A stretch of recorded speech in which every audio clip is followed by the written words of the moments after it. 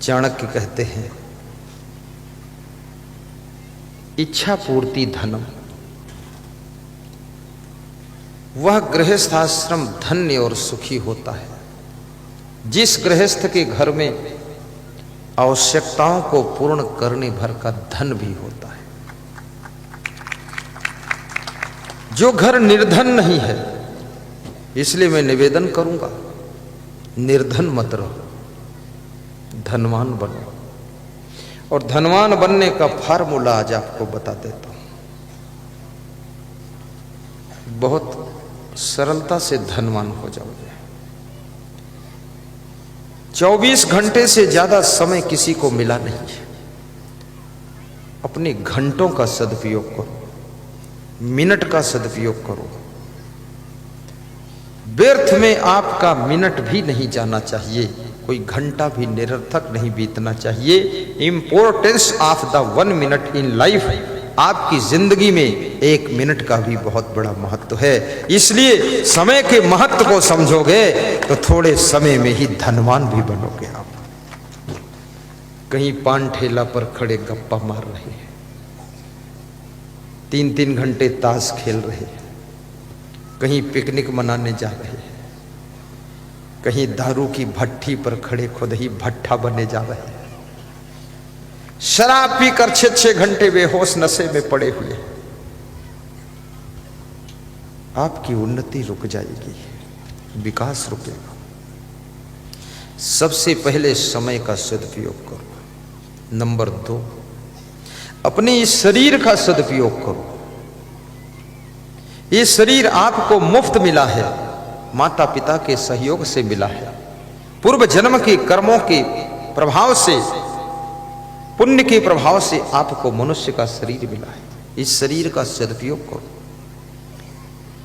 इसमें जितनी शक्ति है, कैपेसिटी है, सब यूज कीजिए और मिस यूज मत कीजिए, सही दिशा में यूज कीजिए।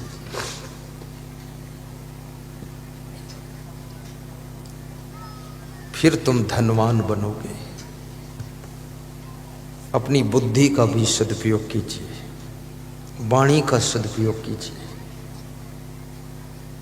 और सुंदर स्वभाव बनाइए। स्वभाव बनाने में पैसे तो नहीं खर्च होते हैं, लेकिन सुंदर स्वभाव के प्रभाव से पैसे जरूर आते हैं। इसलिए सुंदर स्वभाव बनाइए, पवित्र चरित्र बनाइए। चरित्र को पवित्र करने के लिए कोई पैसे नहीं खर्च होते हैं, लेकिन जिनका चरित्र पवित्र है वे किसी की भी फील्ड में एंट्री होते हैं तो वहां उच्च शिखर पर पहुंचते हैं। इसलिए चरित्र को भी अच्छा बनाइए और व्यवहार साफ सुथरा रखिए। किसी का पैसा लो तो उसको वापस दो, ठग मत बनो। ठग जाने ठग ही की भाषा।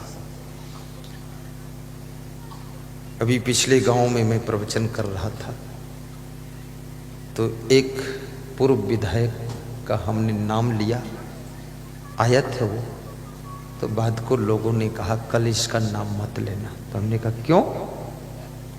बोले ये हारा हुआ है। तो हमने कहा तो हार का दुख है, हम सम्मान कर देंगे, थोड़ा दुख कम हो जाएगा।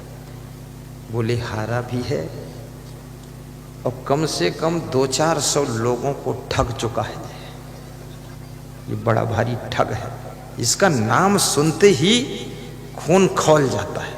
तो हमने कहा खून खौल जाए तो उसमें पूड़ी डाल दो, पक जाएगी। तेल खौलता तो पूड़ी पकती है, खून खौल रहा।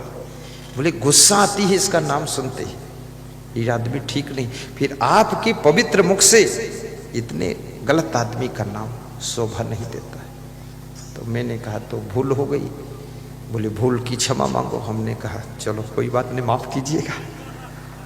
मेरे को भी क्षमा मांगना पड़ता कभी कभी, और मैं तो कभी कभी गलती नहीं करता हूँ, फिर भी क्षमा मांग लेता हूँ। ऐसे बोल देता हूँ क्षमा कीजिएगा, आपसे एक बात कहना चाहता हूँ। तो बोलता कहो, बस कह देता हूँ। क्षमा कीजिएगा ऐसा बोलने में फर्क क्या पड़ता है? भाषा सीखिए, क्षमा कीजिएगा। कोई मेहमान आ जाए उससे कहो आइए बैठिए पधारिए, एक गिलास पानी पिलाओ, फिर कहो क्षमा कीजिएगा, आपका स्वागत पूरा नहीं कर पाए हम, इतनी बातों से खुश हो जाएगा। यदि कहो कि हम तुम्हारा बहुत स्वागत किए हैं, स्टैंडर्ड चाय पिलाए हैं, लंबे गिलास में दूध पिलाए हैं, 3 कोने का समोसा खिलाए हैं, ऐसा स्वागत कोई कर ही नहीं सकता है, मेहमान नाराज हो जाएगा। भले ही अच्छा, हाँ बोलो, मैं रुक जाऊंगा। कभी कभी जय बोलने वाले भी जोश में, मैं भी जोश में रहता हूं। क्षमा मांगने वाला बड़ा होता है और क्षमा करने वाला उससे भी बड़ा होता है। आपकी पत्नी से भी कोई गलती हो जाए, 3 बार तो उसे क्षमा कीजिए। पति से भूल हो जाए, 3 बार उसे माफ कीजिए। 4थी बार भूल हो तो समझा दीजिए। और 1 बार भूल हो तो उसे भूल कहते हैं, 2री बार भूल हो तो उसे गलती कहते हैं, 3री बार भूल हो तो उसे अपराध कहते हैं, और बार बार भूल हो तो उसे पाप कहते हैं, और पाप का फल भोगना पड़ता है। इसलिए बार बार भूल मत करें।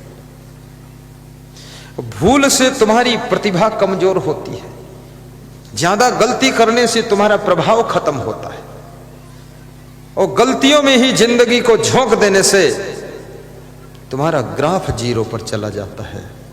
इसलिए कोशिश कीजिए कि गलतियों से मुक्त जीवन बनाइए, भूल मत करो। और यदि भूल हो जाए तो विनम्र होकर के क्षमा मांग लो। हर स्त्री को चाहिए कि महीने में 2 बार अपने पति से क्षमा मांग ले। कितनी स्त्रियां हैं जो अपने पति से कभी क्षमा मांगती हैं? हाथ ऊंचा करके बताएं। हाँ, 10-15 है, 50 है। कितने पुरुष हैं, इनको महीने में 1 बार अपनी पत्नी से कहना चाहिए कि देवी जी, कोई भूल से गलती होती हो, आपको दुख होता हो, क्षमा करना।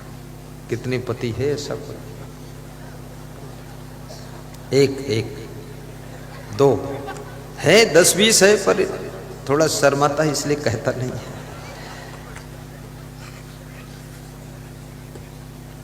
खैर, अपने माता पिता सास ससुर से तो क्षमा मांग ही लिया करो। और ये भी निवेदन करूंगा कि पुत्र को चाहिए कि अपने माता पिता से महीने में 1 बार क्षमा मांगे। शिष्य का धर्म है गुरु से कभी कभी क्षमा मांगे कि गुरुदेव, जाने अनजाने में भूल होती हो, माफ कीजिए। क्षमा मांगना बहुत कठिन है, क्योंकि क्षमा जब तुम मांगने के लिए तैयार होते हो, अहंकार तुमको रोकता है क्षमा मांगने से। यह अभिमान क्षमा मांगने से ब्रेक लगाता है कि क्षमा नहीं मांगना है। लेकिन याद रखना, क्षमा करना भी कठिन है, क्योंकि क्षमा वही कर सकता है जो अपने भीतर क्रोध की आग को बुझा सकता है। अन्यथा गलती करने वाले पर क्रोध आता है, गुस्सा आती है कि इसको पीटूं, ठोकूं, कुछ कहूं, गाली दूं।